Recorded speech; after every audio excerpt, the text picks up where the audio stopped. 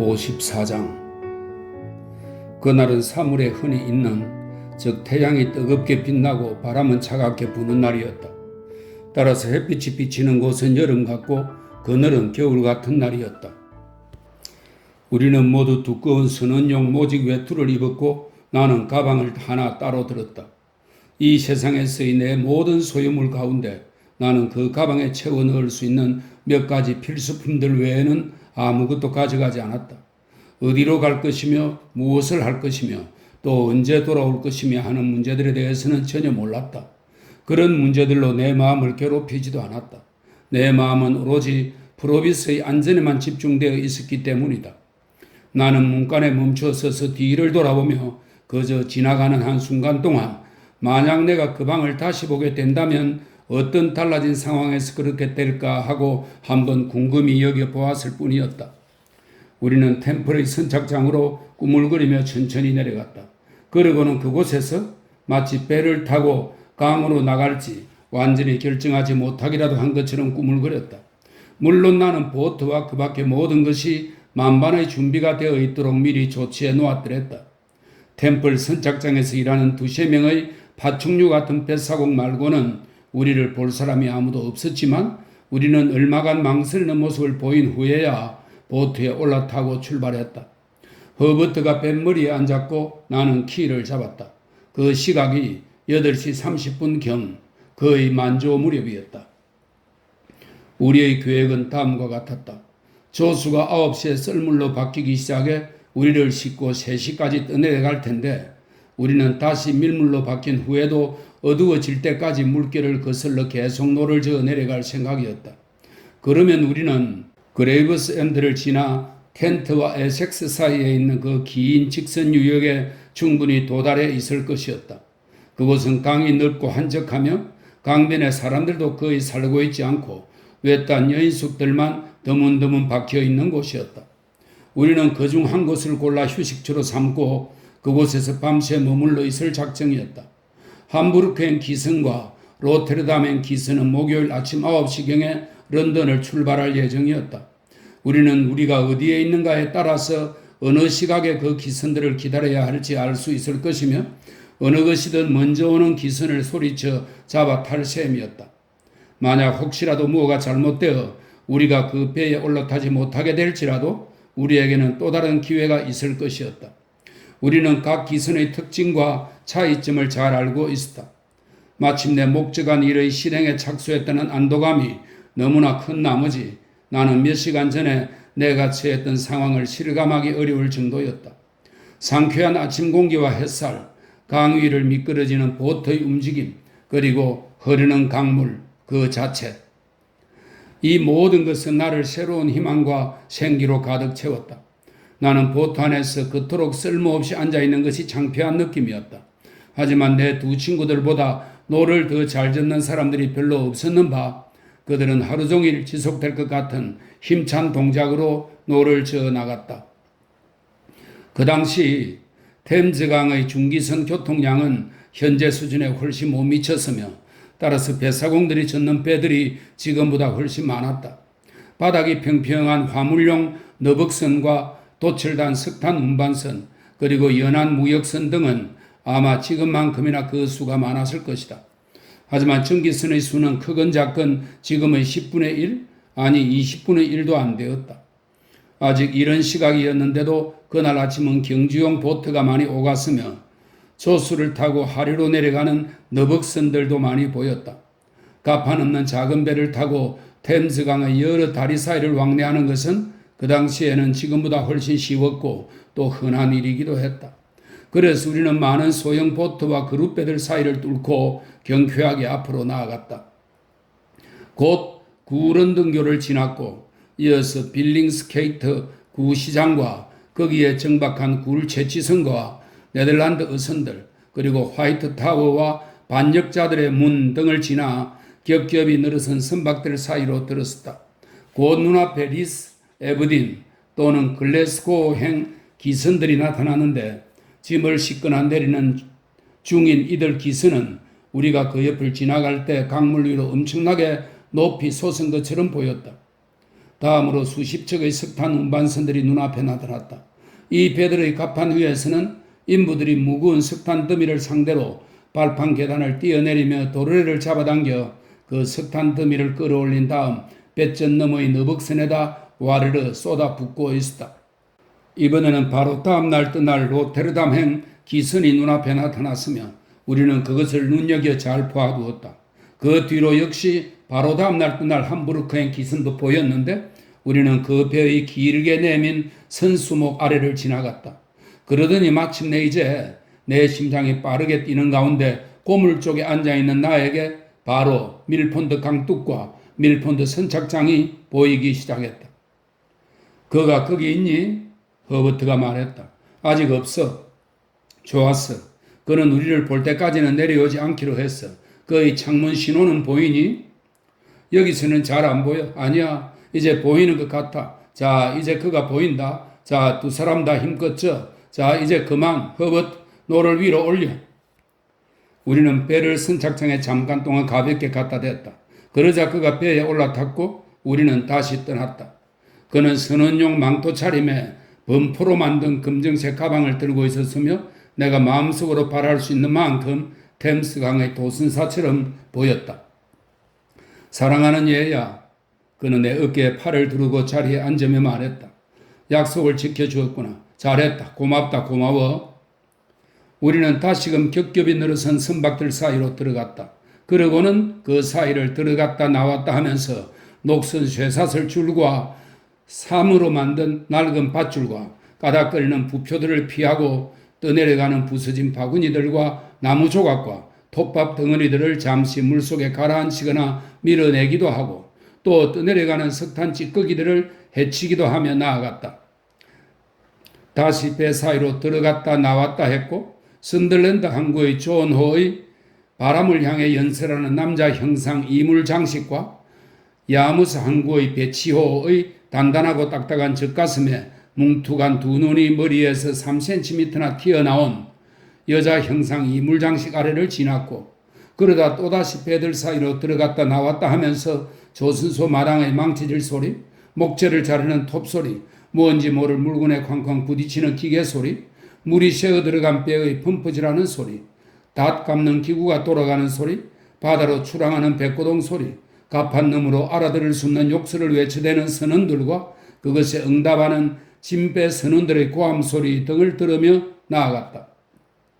그렇게 배들 사이를 들어갔다 나왔다를 반복하다가 마침내 우리는 시야가 좀 더 트인 강 위로 빠져나왔다. 그곳은 방현제를 옆에 매단 배 위에서 출렁이는 강물에 낚싯대를 들이우고 있던 꼬마 견습 선원들이 낚시를 멈추고 방현제를 거두어 들이기 시작하는 곳이며 꽃줄 장식을 한 돛이 바람에 펼쳐져 버덕거릴 수 있을 만한 곳이었다. 우리가 그를 배에 태웠던 선착장에서도 그랬지만 그 이후로도 내내 나는 우리가 의심받는 기미가 혹시 조금이라도 보이지 않는지 조심스럽게 살펴보았다. 하지만 아무것도 보이지 않았다. 그 전까지 우리를 주의해 보거나 뒤따라온 배는 분명코 없었으며 그 순간 역시 그런 배는 분명코 없었다. 만약 우리 뒤를 따라오는 배가 있었다면 나는 강가에다 우리 배를 대어놓고는 그 배를 지나가게 하든지 해서 그 배의 의도를 분명히 확인해 보았을 것이다. 하지만 우리는 아무런 방해도 받지 않고 우리의 앞길을 계속해서 나아갔다. 그는 선원용 망토를 몸에 그대로 걸치고 있었으며 그래서 아까도 말했던 것처럼 그 순간의 상황에 자연스럽게 어울리는 모습이었다. 우리 중에서 그가 가장 걱정하지 않았다는 것은 주목할 만한 점이었다. 이것은 아마 그가 비참한 삶을 많이 겪었기 때문일 것이다. 그가 무관심한 것은 아니었다. 왜냐하면 그는 나에게 꼭 살아남아서 자기가 만든 신사가 외국에서 최고의 신사로 사는 것을 보고 싶다고 말했기 때문이다. 내가 아는 한 그는 수동적이거나 체념적인 성향의 기질이 아니었으며 위험을 어중간하게 대면할 생각도 전혀 없었다. 위험이 닥치면 그는 그것을 피하지 않았다. 하지만 그건 위험이 닥치고 난 뒤의 일이지 그 전까지는 아무런 걱정도 하지 않았다. 얘야, 그가 나에게 말했다. 매일매일 좁은 방 안에만 갇혀 지내다가 여기 이렇게 내 사랑하는 아이 옆에 앉아서 담배를 피우는 기분이 어떤 건지 너가 만약 알 수만 있다면 넌 날 부러워할 게다. 하지만 너는 그 기분이 어떤 건지 모를 거다. 저도 그런 자유의 기쁨을 안다고 생각해요. 나는 대답했다. 그래. 하지만 그는 진지하게 고개를 가로저으며 말했다. 나와 똑같이 알지 못할 거다. 그걸 나와 똑같이 알려면 너는 감방에 처박혀 본 경험이 있어야 한다. 하지만 난 천하게 굴지 않겠다. 그런 그가 아무리 자신의 마음을 지배한 생각이었다 할지라도 그것 때문에 자신의 자유와 심지어 생명까지 위험에 빠뜨렸다는 것이 나에게 모순처럼 느껴졌다. 하지만 나는 아마도 위험이 없는 자유는 그의 모든 생존 습관과 너무나 동떨어진 것이라서 그에게는 다른 사람의 경우와 전혀 다른 의미를 갖는가 보다고 생각했다. 그런 생각은 그리 빗나간 것이 아니었는데 그것은 담배를 조금 피우고 난 후 그가 다음과 같이 말했기 때문이다. 너도 알겠지만 말이야 얘야. 저 건너편 다른 쪽 세상에 있을 때 난 항상 이쪽 세상을 바라보고 있었단다. 그래서 점점 부자가 되고 있었는데도 그곳에서 사는 게 나에겐 따분한 일이 되었단다.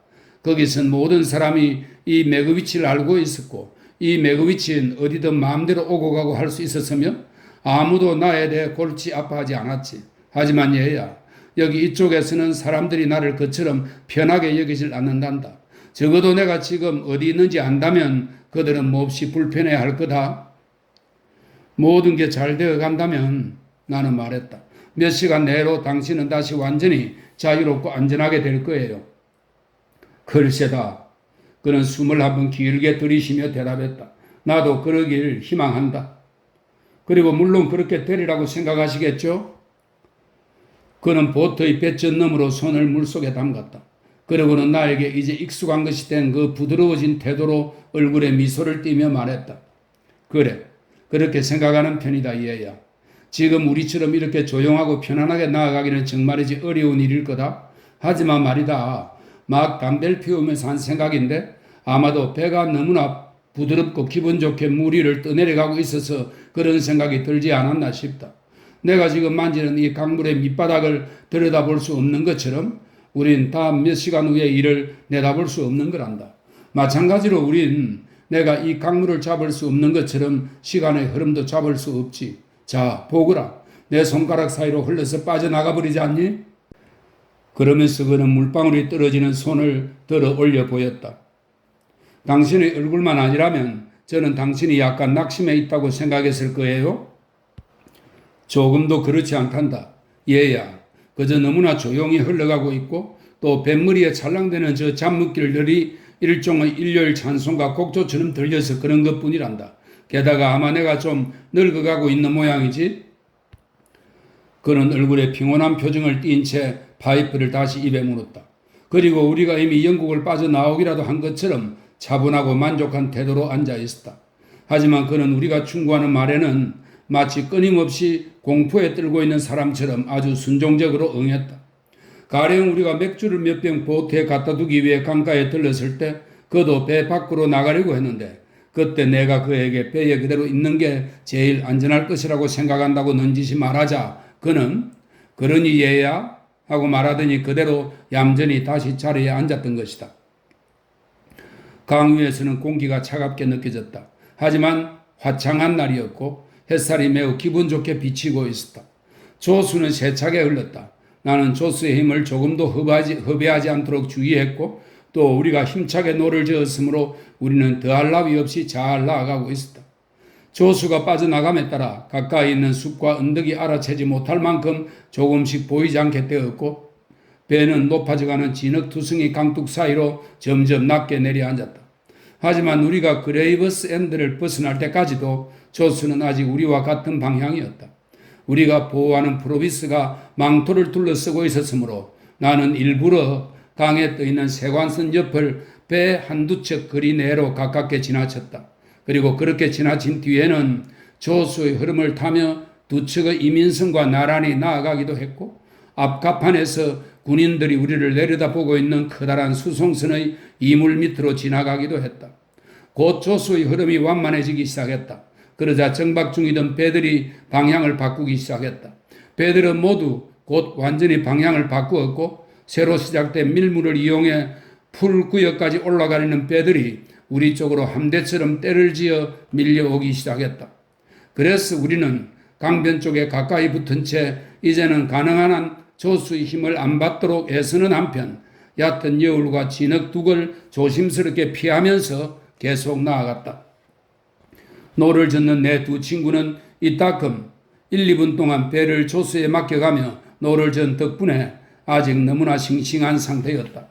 그래서 15분의 휴식만으로도 그들이 원하는 만큼 충분한 휴식이 되었다. 우리는 강가의 미끈미끈한 돌들 사이에다 배를 대고는 가지고 온 음식을 먹었다. 그러고는 주변을 살펴보았다.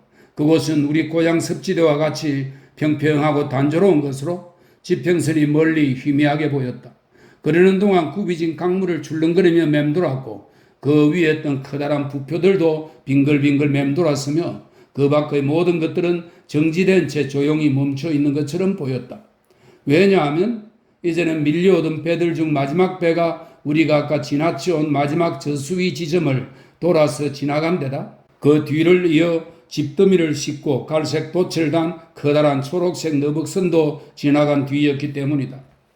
그리하여 어린아이가 서투르게 처음으로 그린 배처럼 생긴 바닥짐 채취선 몇 척만이 진흙밭에 처박힌 듯 낮게 떠 있었으며 물 위로 드러난 말뚝 위에는 조그맣게 웅크린 여울목 등대 하나가 들쑥날쭉한 받침목들의 의지의 절름발이처럼 진흙밭에 서 있었다. 그 밖에 끈적끈적한 진흙 투성이 말뚝과 돌들이 진흙밭 위로 튀어나와 있었으며 붉은색 경계 표시 막대와 조수 표시 막대들도 진흙밭 위로 삐져나와 있었다. 그리고 낡은 장계와 지붕 없는 낡은 건물 하나가 진흙밭 속에 미끄러지듯 박혀 있었으니 우리 주변의 모든 것들이 그야말로 정체 상태에다 진흙 투성이 뿐이었다. 우리는 다시 배를 띄우고 출발했다. 그리고 조금씩이나마 힘 닿는 대로 계속해서 나아갔다. 이제는 일이 훨씬 더 힘들었다. 하지만 허버트와 스타트업은 참고 견디며 해가 질 때까지 계속해서 노를 젓고 또 저었다. 그때쯤 강의 수위가 약간 상승해 있어서 우리는 강둑 너머까지 바라볼 수 있었다. 강변의 저지대 위로 보랏빛 인해에 덮인 붉은 태양이 보였는데 보랏빛 인해는 빠르게 검은색으로 변해갔으며 그 아래로 쓸쓸하고 평평한 섭지가 펼쳐져 있었다. 좀 더 멀리로는 구렁지대가 보였는데 그 구렁지대와 우리 사이에는 우울한 갈매기 한 마리만이 전방에 이리저리 날아다닐 뿐 생명체라곤 하나도 없는 것 같았다. 어둠이 빠르게 내리덮이고 있고 보름이 지난 탓에 달이 일찍 뜨지 않을 것이었으므로 우리는 잠깐 의논을 했다. 의논은 아주 짧았다. 우리 눈에 맨 처음 띄는 외딴 여인숙에 들어가 머무는 것이 우리가 택할 방도라는 게 분명했기 때문이다. 그리하여 우리 친구들은 다시 한번 더 열심히 노를 저었고 나는 집 같은 것이 보이지 않나 살폈다. 이런 식으로 우리는 7, 8km가량 거의 말을 하지 않은 채 지루하게 나아갔다. 몹시 추운 밤이었다. 그래서 우리 옆을 지나가는 석탄 운반선은 취사실에서 피어오르는 연기와 너울거리는 불길 때문에 마치 안락한 집처럼 보였다. 이때쯤 밤은 깜깜해져 있었으며 아침까지 계속 그런 상태일 것이었다. 우리를 비추는 희미한 빛조차 하늘보다는 강에서 오는 것처럼 보였는데 노가 물을 칠 때마다 강물에 비친 별빛이 부서져서 퍼져나갔기 때문이다. 이렇게 음침한 때에 당연하게도 우리는 모두 누군가 우리를 뒤쫓고 있다는 생각에 사로잡혔다. 조수가 밀려들면서 물길은 불규칙적인 간격으로 강변에 부딪히며 심하게 철썩거렸다. 그런데 그런 소리가 날 때마다 우리 중 한두 사람은 어김없이 깜짝 놀라며 소리나는 쪽을 바라보았다. 조수의 흐름에 강둑이 침식되어 후미진 물줄기가 형성된 곳이 여기저기에 있었다. 우리는 모두 그런 곳에 의심의 눈길을 보내면서 긴장된 시선으로 살폈다. 이따금 저 물결 소리는 뭐지? 하고 우리 중 한 사람이 낮은 목소리로 말하곤 했다. 그러다 이번에는 의심의 눈길을 보내면서 다른 사람이 저쪽에 저건 보트 아니야? 하고 말하곤 했다. 그러고 난 뒤 우리는 쥐죽은 듯한 침묵 속에 빠지곤 했으며 그럴 때면 나는 노거리에서 삐걱대는 노가 참으로 유별나게도 큰 소음을 내는구나 하고 생각하며 초조하게 앉아 있었다. 마침내 멀리 불빛과 지붕이 어렴풋이 보였다. 우리는 곧 그 근방에서 주운 돌들로 쌓은 작은 뚝길을 따라 나아가게 되었다. 다른 사람들을 배에 남겨둔 채 나 혼자 먼저 강변에 올라갔다. 나는 불빛이 여인숙 창문에서 비치는 것임을 확인했다. 몹시 지저분한 여인숙이었다. 아마도 밀수업자들한테 잘 알려진 곳일 터였다. 하지만 부엌에는 활활 타는 불이 있었고 계란과 베이컨 그리고 여러 가지 술과 음료가 갖추어져 있었다. 게다가 2인용 침대가 있는 방도 2개나 있었다. 주인과 그의 아내 그리고 머리가 반백인 남자 한 사람 외에는 아무도 없었다. 이 사람은 아까 그 작은 뚝길에서 일하는 흔히 잭이라고 불리는 집잡 일꾼이었는데 마치 썰물 표시 말뚝처럼 진흙과 더러운 얼룩으로 온통 뒤덮여 있었다. 나는 이 사람을 데리고 우리 보트가 있는 곳으로 다시 내려갔다. 그리고 우리 일행은 모두 배에서 내려 노와 키, 보트면은 짱대 그리고 그 밖의 것들을 모두 꺼낸 다음 배를 그날 밤 노아 둘 자리로 끌어올렸다. 우리는 부엌불 옆에서 아주 맛있게 식사를 했으며 그런 다음 방을 배분했다. 허버트와 스타트업이 한 방에 들고 나와 우리의 보호대상이 다른 방에 들기로 했다. 두 방 모두 마치 공기가 생명에 치명적이기라도 한 것처럼 공기가 단단히 차단되어 있었다. 그리고 침대 밑에는 그 집 식구들의 소유라고 생각할 수 있는 것보다 많은 더러운 옷과 모자 보관용 판지 상자들이 있었다. 하지만 그럼에도 불구하고 우리는 다행스럽게 여겼는데 왜냐하면 이보다 더 외딴 곳을 찾기는 불가능했을 것이기 때문이다. 식사 후 우리가 불가에서 휴식을 취하고 있는 동안 잭이라고 하는 그자가 노가 4개 달린 대형 보트가 조수를 따라 강 위로 올라가는 것을 보았냐고 내게 물었다. 내가 못 봤다고 말하자 그는 그러면 그 배는 하류 쪽으로 내려간 것이 틀림없다면서 하지만 그 보트가 이곳을 떠났을 때는 밀물과 함께 위로 나아갔었다라고 말했다. 무슨 이유인지 모르겠지만 그들은 다시 잘 생각해 보곤 잭은 말했다. 하류로 내려갔음에 틀림없소. 노가 4개인 대형 보트라고 했습니까? 내가 말했다. 그래서 4개였어. 잭은 말했다. 그리고 노잡이들 외에 2명이 더 타고 있었어. 그들이 이곳에 배를 대고 올라왔습니까? 2갤론짜리 돌 항아리에 맥주를 채우러 들렀더랬어. 할 수만 있었다면 난 기쁘게 그 맥주에 독약을 탔을 거요. 잭은 말했다. 아니면 강력한 설사약을 탔든지. 그건 왜지요? 그야 이유가 있으니까 그랬어. 잭은 말했다. 그의 목소리는 마치 목구멍에 많은 양의 진흙이 흘러 들어가기라도 한 것처럼 걸쭉했다. 그는 여관 주인이 말했는데 힘없는 눈빛에 병약하고 멍하니 생각에 잠기듯한 표정을 한 그는 이 잭이란 자에게 크게 의지하며 사는 것 같았다. 그 사람의 정체가 그 모습과는 다르다고 생각한답니다. 내 생각은 틀림없소. 잭은 힘주어 말했다. 자네 그게 세관순이라고 생각하는 거지 잭? 여관 주인이 말했다. 그렇네. 그렇다면 자네는 틀렸네 잭. 내가 틀렸다고? 자신의 대답에 내포된 무한한 의미심장함과 자신의 견해에 대한 한없는 확신의 표시로 그는 두껍게 부푼 구두 한 짝을 벗더니 그 안을 들여다본 다음 돌멩이 몇 개를 부엌 바닥에다 털어내고서 다시 신었다. 그는 마치 얼마든지 내기를 할 수 있을 것 같은 자빌꾼으로서는 최대한 확신에 찬 태도로 이 같은 행동을 했다. 그럼 잭, 자네는 그들이 자기네 제복 단추들을 다 어떻게 했다고 설명할 텐가? 여관 주인이 약간 흔들리는 기색을 보이며 물었다. 단추들을 어떻게 했냐고? 잭이 대답했다. 잡아 뜯어서 보트 밖으로 내 던졌든지 씹어 삼켰든지 여기저기 뿌려서 겨자 섞은 야채 샐러드를 해 먹었든지 알아서 했겠지. 단추 따위를 어떻게 하긴 어떻게 해? 그렇게 마구 말하지 말겠지. 여관 주인은 애처롭고 우울한 태도로 나무랐다. 세관원이라면 제복 단추 따위 같은 건 어떻게 할지 잘 알고 있어. 잭은 역겹게 여기는 그 단어를 더없이 경멸에 찬 어조로 반복하며 말했다. 그것들이 자기와 자기 일 사이에 끼어 방해가 될 때 말이야. 노잡이 넷에 2명이 더 타고 있는 보트가 괜히 조수를 타고 올라갔다 내려갔다 또 조수를 타고 갔다 거슬러서 갔다 하면서 얼쩡대고 기웃댈 리 없어. 거기에 세관원이 숨어있지 않고서 말이야. 이 말을 하고서 그는 그만한 태도로 휙 나가버렸다. 그러자 여관 주인은 의지할 말상대가 없어졌으므로 그 문제를 더 이상 논의할 수 없게 되었다. 이 대화를 듣고 우리는 모두 불안해졌다. 나는 특히 더 불안해졌다. 음산한 바람이 여관 주변에서 윙윙대며 불고 물결이 강가에서 철썩거리는 가운데 나는 우리가 이곳에 갇힌 채 위험에 처해 있다는 느낌이 들었다. 노가 4개인 대형 보트가 이렇게 사람의 주목을 끌 만큼 특별한 방식으로 주변을 돌아다닌다는 것은 그냥 듣고 넘길 수 없는 불길한 상황이었다. 프로비스에게 먼저 잠자리에 들라고 권한 다음 나는 두 동료와 함께 밖으로 나가서 또 한 차례 의논을 했다.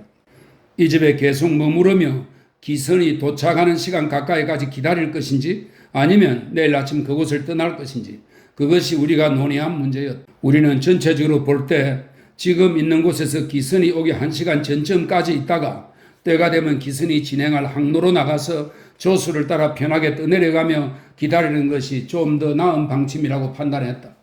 그래서 그렇게 하기로 결정한 후 우리는 여관으로 돌아가서 잠자리에 들었다. 나는 옷을 대부분 그대로 입고 누웠다. 그리고 몇 시간 동안 푹 잤다. 내가 잠에서 깼을 때 바람이 더욱 세차게 불고 있었고 여인숙 간판은 배라고 씌어 있었는데 삐걱거리며 이리저리 쾅쾅 부딪혀대고 있었다. 그 요란한 소리는 처음에 나를 깜짝 놀라게 했다. 프로비스가 깊이 잠들어 있었으므로 살며시 자리에서 일어난 나는 창밖을 내다보았다. 창문으로는 우리가 보트를 끌어올려 놓은 둑길이 내려다 보였다. 내 눈이 구름 낀 달빛에 적응이 되었을 때 문득 어떤 사람 둘이 우리 보트를 들여다보는 것이 내 눈에 띄었다. 그들은 내 창문 밑을 지나서 갔는데 보트 이외에 다른 것은 살펴보지 않았다. 그들은 선착장으로 내려가지 않고 섭지를 가로질러 노 쪽 방향으로 나아갔다. 나를 맨 먼저 사로잡은 충동은 허버트를 깨워서 멀어져가는 그 두 사람을 보라고 하는 것이었다. 하지만 그의 방으로 달려들어가기 전에 나는 그와 스타톱이 나보다 훨씬 힘든 하루를 보냈고 그래서 무척 피곤할 거라는 생각을 떠올리고는 그 충동을 참았다. 다시 내 방 창문으로 돌아갔을 때 나는 그 두 사람이 섭지 저쪽으로 가는 것을 볼 수 있었다. 그러나 흐린 달빛 속에서 그들의 모습은 곧 보이지 않게 되었다. 그리고 추위를 몹시 느낀 나는 침대에 누워서 이 문제를 생각해 보았는데 그러다가 다시 잠이 들었다. 우리는 일찍 일어났다. 아침 식사 전에 우리는 넷이서 함께 이리저리 거닐었는데 그때 나는 내가 보았던 것을 자세히 이야기하는 것이 옳겠다고 판단했다. 다시금 우리 일행 중에서 우리의 보호 대상이 제일 걱정을 하지 않았다. 그는 그들이 세관에 소속된 사람들일 가능성이 아주 크다면서 그들은 우리를 전혀 염두에 두지 않았을 거라고 차분하게 말했다. 나 자신 역시 그렇게 믿으려고 애썼다. 사실 충분히 그럴 수도 있었다. 그러나 나는 그와 내가 먼저 저 멀리 보이는 한 지점까지 함께 걸어서 가고 나중에 허버트와 스타톱이 정오점에 그곳이나 아니면 그 근처에 가장 적절하게 보이는 지점에서 우리를 배에 태우도록 하는 것이 좋겠다고 제안했다. 모두들 이것을 조심스럽고 좋은 방안이라고 받아들였으므로 아침 식사 후 그와 나는 여인숙에서는 한마디도 하지 않은 채 곧바로 출발했다. 그는 나와 함께 걸어가면서 파이프 담배를 피웠다. 그리고 이따금 걸음을 멈추고는 내 어깨를 두드려 주었다. 누군가 그걸 보았다면 필경 위험에 처한 사람은 그가 아니라 나고 그래서 그가 나를 안심시켜 주고 있다고 생각했을 것이다. 우리는 그의 말을 하지 않았다. 약속한 지점에 가까이 이르렀을 때 나는 그에게 내가 먼저 가서 주위를 살펴볼 테니 그동안 그늘진 곳에 가서 숨어 있으라고 부탁했다. 왜냐하면 간밤에 그 두 사람이 바로 그쪽 방향으로 지나갔기 때문이다. 그는 내 말을 따랐고 그래서 나는 혼자서 계속 나아갔다. 그곳 주변에 떠 있거나 근처의 물가로 끌어올려진 보트는 하나도 없었다. 또한 사람들이 그곳에서 배를 띄우고 나간 흔적 같은 것도 전혀 없었다. 하지만 그때는 만조 상태가 틀림없었으므로 발자국 등이 물밑에 잠겨버렸을 수도 있었다. 멀리 숨어서 내다보고 있던 그는 내가 그에게 모자를 흔들어 와도 된다고 신호하는 것을 보고는 곧 내가 있는 곳으로 왔다. 그리고 우리는 그곳에서 기다렸다. 때로는 외투를 둘러쓴 채 강둑 위에 누워있기도 했고 때로는 몸을 덮이기 위해 이리저리 움직이기도 하면서 기다렸다. 마침내 우리 보트가 저쪽에서 돌아 나오는 게 보였다. 우리는 순조롭게 배에 올라탔으며 즉시 기선이 갈 항로로 노를 저어 나아갔다. 그때가 1시까지 불과 10분밖에 남지 않은 시각이었고 따라서 우리는 기선에서 뿜어내는 연기가 보이는지 살피기 시작했다. 그러나 우리는 1시 30분이 지나서야 기선의 연기를 볼 수 있었다. 곧이어 그 뒤로 또 다른 기선의 연기도 보였다. 두 기선이 전속력으로 다가오고 있었으므로 프로비스와 나는 각자의 가방을 준비해 놓고는 허버트와 스타톱에게 작별 인사를 했다. 우리는 모두 진심 어린 악수를 나누었다. 허버트와 내 눈에서는 눈물이 그칠 줄 몰랐다. 그때였다. 노가 내게 달린 대형 보트가 우리 앞에서 조금밖에 떨어지지 않은 강둑에서 튀어나오는 것이 보였다. 그 보트는 우리와 같은 항로로 전진해 나왔다. 강이 굽고 휘어 있었기 때문에 연기를 내뿜으며 달려오는 기선과 우리 사이에는 아직 꽤 긴 해안이 놓여 있었다. 하지만 이제는 정면으로 다가오는 기선의 모습이 뚜렷이 보였다. 나는 우리가 기선을 기다리고 있다는 것을 기선 쪽에서 알 수 있도록 우리 보트를 조수에 실은 채 그대로 유지하라고 허버트와 스타톱에게 소리쳤다. 그리고 프로비스에게는 망토를 둘러쓰고 아주 조용히 앉아 있으라고 간청했다. 그는 염려 말거라 얘야 라고 명랑하게 대답하고는 조각상처럼 가만히 앉아 있었다. 그러는 동안 그 대형 보트는 능숙한 솜씨로 노를 저어 우리 앞을 가로질러 간 다음 속도를 늦춰 우리 보트와 배전을 나란히 하고 섰다.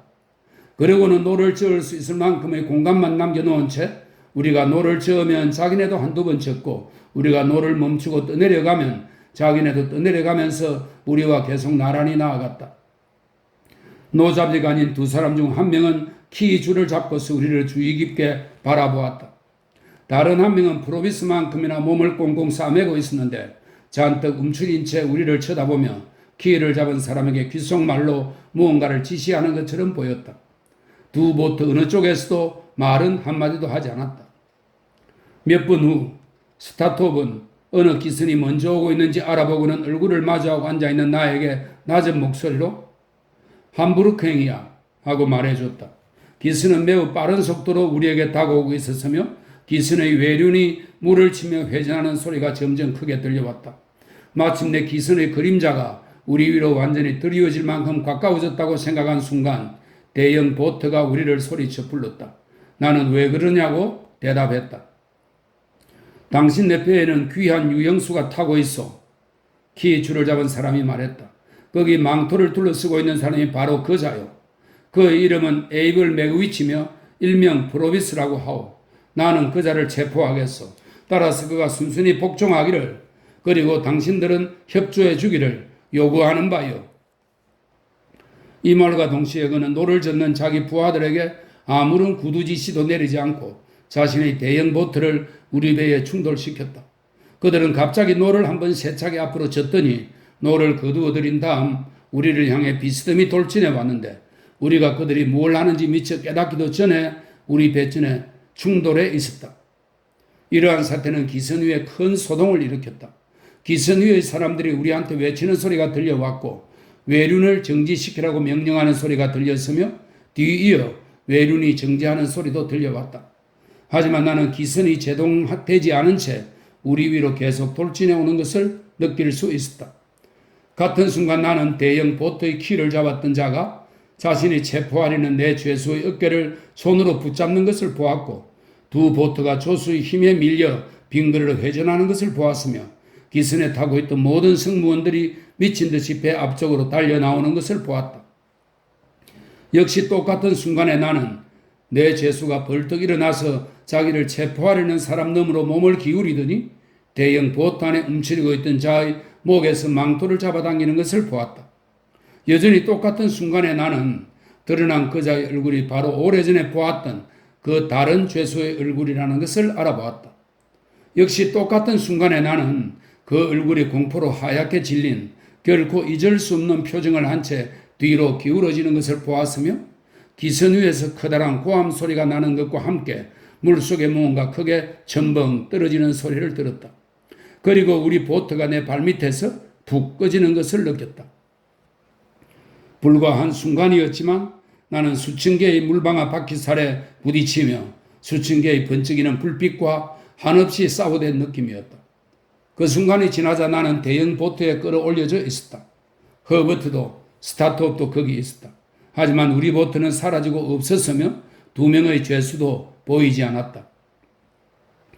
기선 위에서 사람들이 외쳐대고 전기가 격렬하게 뿜어나오고 하는 통에 그리고 기선이 전진해 나가고 우리가 탄 보트도 계속 떠밀려 나가고 하는 통에 나는 처음 한동안 하늘과 물 그리고 강변의 위치 등을 분간할 수 없었다. 하지만 대형 보트의 노잡이들은 아주 신속하게 보트의 움직임을 바로잡았다.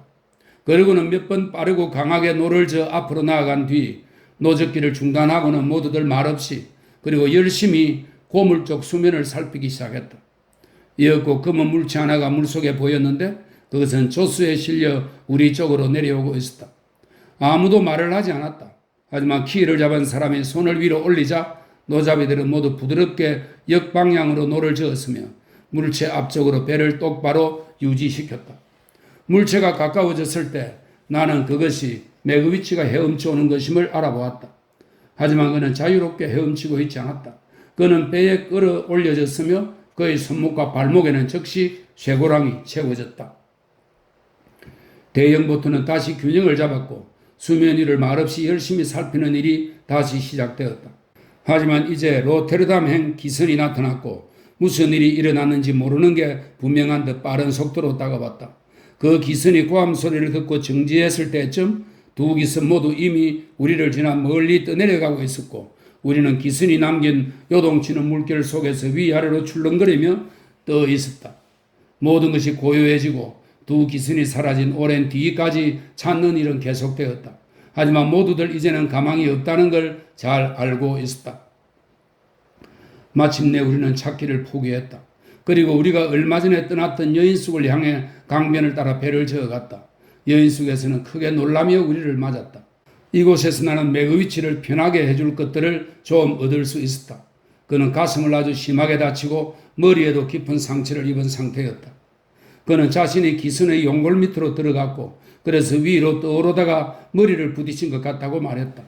그리고 가슴에 입은 부상은 대형 보트 옆모서리에 부딪혀서 생긴 것 같다고 했다. 그는 또 덧붙이기를 자신이 콤피슨에게 어떤 짓을 했을지 또는 안 했을지 등에 대해서는 감히 이야기할 생각이 없지만 자신이 그놈의 얼굴을 확인하기 위해 놈의 망토를 손으로 잡는 순간 그 악당 녀석이 비틀거리며 일어서서 뒷걸음쳤고 그 바람에 두 사람은 함께 보트 밖으로 떨어졌다고 말했다. 그리고 그때 그가 그렇게 우리 보트에서 갑자기 몸을 비틀며 뛰쳐나가는 동시에 그를 체포하려던 자가 그를 보트 안에 붙들어들이고 애쓰는 바람에 우리 배도 뒤집히고 말았던 것이다. 그는 또한 두 사람이 서로 팔을 격렬하게 꽉 끼인 채 떨어졌으며 물속에서 한바탕 몸부림치며 싸우다가 콤피선을 밀쳐내고 손발로 물을 헤치며 간신히 헤엄쳐 빠져나왔다고 속삭이는 말로 나에게 이야기했다.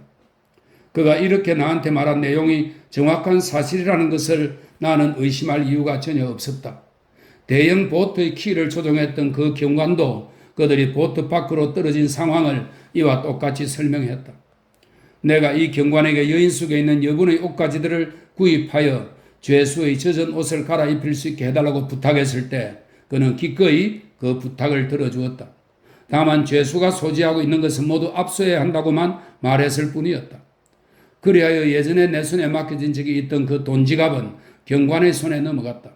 그는 더 나아가서 내가 런던까지 죄수를 동행해도 좋다고 허락해 주었다. 하지만 그 호의를 내 두 친구들한테까지 베풀어 주는 것은 거절했다. 경관은 배 여인숙의 그 잭이라는 자에게 익산 사람이 어디서 물에 빠졌는지 설명해 주었고 잭은 시체가 떠내려올 가능성이 가장 큰 장소들로 가서 시체를 수색하는 임무를 떠맡았다. 죽은 사람이 긴 양말을 신고 있다는 말을 그가 들었을 때 시체 발견에 대한 그의 관심은 특히 고조되는 것처럼 보였다. 아마도 그의 옷차림을 그렇게 완전히 갖추는 데는 약 12멍의 익사자가 필요했을 것이다. 그의 복장의 각 구성 품목들이 여러 단계의 달아떨어진 상태를 보이는 것도 바로 그 때문이었을 것이다. 우리는 조수가 밀물로 바뀔 때까지 여인숙에 머물러 있었다. 때가 되자 매그위치는 선착장으로 운반되어 대형 보트에 태워졌다. 허버트와 스타톱은 육로를 통해 최대한 빨리 런던에 올라오기로 했다. 우리는 슬픈 작별의 인사를 나누었다. 그러고 나서 매그위치 곁에 자리를 잡고 앉았을 때 나는 앞으로 그가 살아있는 동안 내가 있을 자리는 바로 그곳이라고 느꼈다. 왜냐하면 이제 그에 대한 나의 모든 혐오감은 완전히 녹아 없어졌으며 내 손을 꼭 쥐고 있는 쫓기고 부상당하고 족쇄에 묶인 이 사람에게서 나는 오직 내 은인이 되고자 했던 사람, 그리고 나에 대한 깊은 애정과 감사와 관대함의 감성을 기나긴 세월 동안 조금도 변함없이 간직해 온 그런 사람의 모습만을 보았기 때문이다. 그에게서 나는 오직 조에게 배은망덕하게 행동했던 나 자신보다 훨씬 훌륭한 인간의 모습만을 발견했던 것이다. 밤이 다가옴에 따라 그는 숨쉬기를 더욱더 힘들어하고 고통스러워했다. 그는 자주 신음소리가 나오는 것을 참지 못했다. 나는 사용할 수 있는 한쪽 팔로 그를 조금이라도 편안한 자세로 받쳐주고자 애썼다. 그가 심하게 다친 것을 내심 다행하게 여길 수도 있다는 것은 생각하기 몹시 괴로운 일이었지만 그가 이대로 죽는 것이 차라리 낫다는 것은 의심할 여지가 없었다.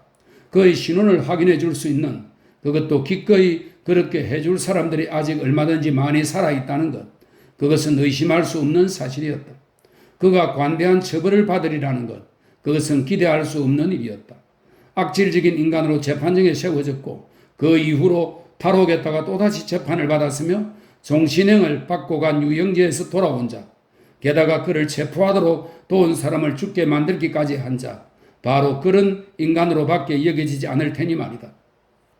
어제 우리가 등지고 떠나왔던 저 문은 태양을 향해 다시 돌아가고 있을 때, 그리고 우리의 희망의 물결이 모두 도로 빠져나가는 것처럼 보였을 때 나는 그가 나 때문에 귀국했다는 것이 참으로 가슴 아프게 생각된다고 그에게 말했다.